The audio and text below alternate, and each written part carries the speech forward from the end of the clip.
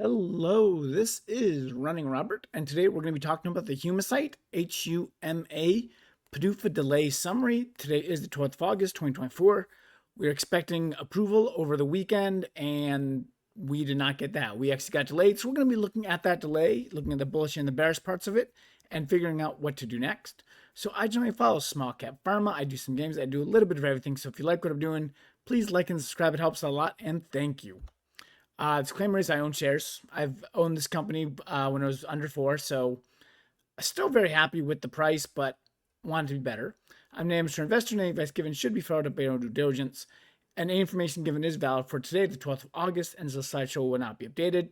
But again, as we get new news, new slideshows. So let's talk about the PDUFA first. So the PDUFA was supposed to be on the 10th of August for human acellular vessels. It was a priority review, which means it was 6 months instead of 10.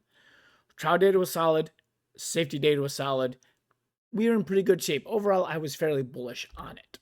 So we got the delay, and this is what was said in the press conference. A little bit of reading, but we're going to get through it. So we received a call from the FDA CBER leadership this afternoon, apologizing to us for stating the additional time that was required for the review. FDA leadership know that Humacyte's ATEV is a first-in-product class, and that priority review had been granted, which only allowed a 6-month review cycle as compared to the 10-month review cycle. During the course of the BLA, the FDA has conducted inspections of the manufacturing facilities, clinical sites, and actively engaged us with multiple discussions regarding our BLA filing, including post-marketing and labeling discussions. Based on these interactions, we are confident in the approvability of the ATEV in treating vascular trauma. The FDA leadership expressed an apology for the inability to complete the review by the PDUFA date, and we currently do not have a revised date. Okay, that is a lot of information there. But there's definitely some positives that we can glean from it and not a huge amount of negatives. And we're going to get into this. So let's start off this. Delays aren't necessarily a bad thing in the pharma company. It's almost a little bit bullish. It just makes it a little bit more uncertain.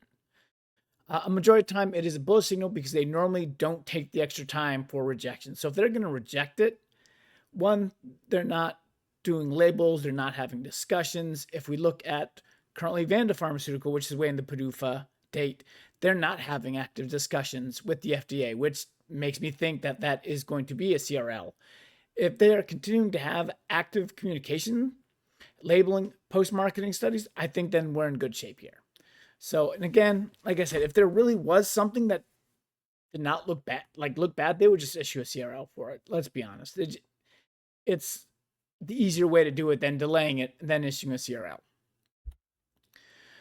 So, the big things I was worried about, and this is like my bearish information, is the single-arm open-label trial, which the FDA agreed there, but there's always the chance they could back out when it comes to approval. That maybe comes a little bit more to the forefront as they're really going to look into that single trial. And then my more major concern was CRL due to facility inspection. That is now kind of off the table because if there was a CRL based on that, those are very simple CRLs to do. They just say, hey, we did it, and they'd pick up the rest of the review later. So that's kind of been put to the back burner. Maybe the single arm might still not be so good, or they're looking at ways around it, but overall, I feel like it's fairly bullish. So it's going to seem like we would have to wait a little bit longer. Overall, I don't think the delay is a bad thing other than costing us time. And that's the information I have for it. So, obviously, as long as the FDA is still communicating with the company, that is always a positive thing. So it's definitely taken off my fears of a CRL for the facility because they would have issued that and that would have been done and it would have been over. Not a big deal.